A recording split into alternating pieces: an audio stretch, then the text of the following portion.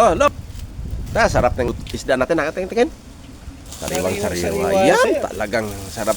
Sarap talagang. Anong luto gawin natin dyan? Tinula. Siw. Tapos may, bukod sa paksiw, tinula nga. Ito, masarap oh. Kaya naalala ko sa probinsya ba? Pagka doon kakatiray, no? Malapit sa dagat. Ito talaga yung nanghuhuli. Diba? Oo. Ako tuloy sa amin. Pag ako sumisid. Malapit ka ba sa dagat? Oo. Sa inyo? Ay, nahuli lang namin yan. Kayo lang nanghuli? Oo. Paano ba kayo nanghuli ng isda? Sinisisid sa dagat.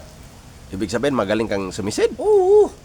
Gaano katagal kang sumisid sa dagat? 10 to 15 minutes. Sa tuhog na yun. Pag-ahon ko. Pag-ahon, sangtog na isda? Oo.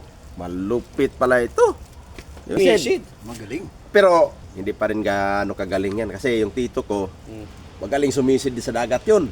Oh. Pag yun sumisid, 25 to 30 minutes. Ay, magaling yun, sir. Pag-ahon, 2-3 tuhog na isda ang dala. Mm. Oo, ganun kagaling din yung tito ko kasi malapit din kami sa dagat eh. O ganun ba? Wala yan sa tatay ko, yung sisid nyo, 15 minutes o 30 minutes. Ah? Bakit? Wala yan sa tatay ko. Ba't yung tatay mo magaling din manisid? Ay, magaling na yung sisid yun. Talaga naman. Gaano katagal manisid yung tatay mo? Ay, pag sumisid yung tatay ko, hindi na yun umahon. Putik, ang galing naman.